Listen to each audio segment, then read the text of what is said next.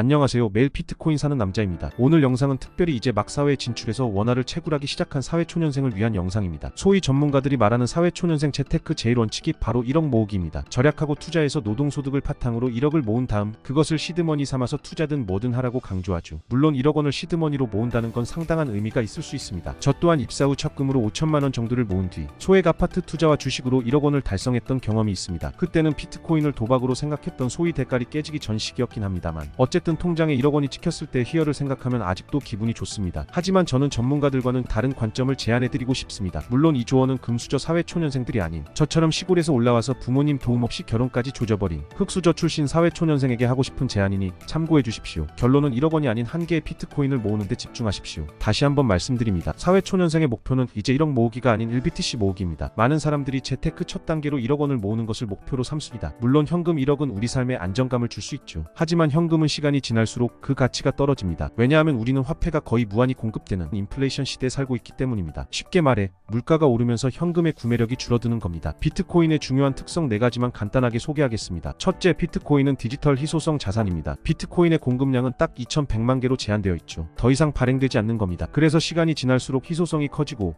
그 가치는 더욱 주목받게 됩니다. 반면 법정화폐는 계속해서 찍어낼 수 있죠. 결과적으로 법정화폐는 시간이 지날수록 인플레이션으로 가치가 떨어질 수밖에 없습니다. 둘째, 비트코인은 분산 네트워크 기반한 탈중앙화된 화폐입니다. 즉 어느 한 기관이나 정부가 통제할 수 없습니다. 중앙은행이 돈을 찍어내는 것과 달리 비트코인은 전 세계의 수많은 노드들이 네트워크를 유지하고 그 과정에서 높은 보안성을 제공합니다. 비트코인 해킹됐다던 소리가 있던데 그건 거래소가 털린 거지 비트코인 네트워크 자체가 해킹당한 게 아닙니다. 셋째, 비트코인은 글로벌 통화로서의 잠재력을 지닌 자산입니다.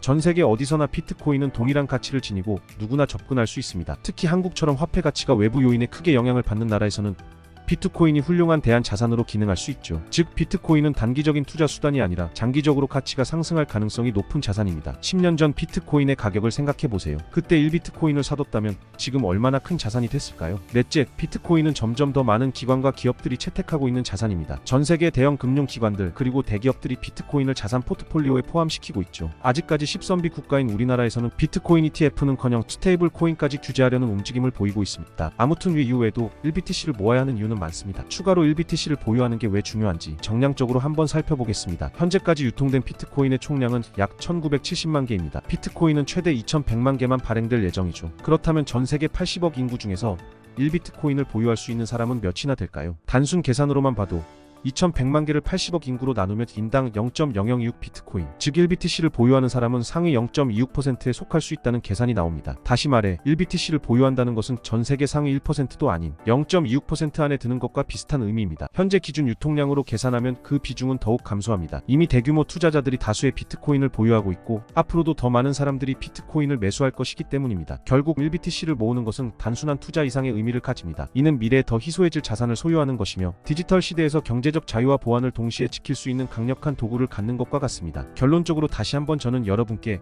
현금 1억 원보다 비트코인 1개를 목표로 하시라고 말씀드리고 싶습니다. 비트코인 1개가 미래에 줄 수 있는 잠재력은 현금 1억과 비교할 수 없을 정도일지도 모릅니다. 오늘 영상이 여러분에게 새로운 시각을 제공했길 바랍니다.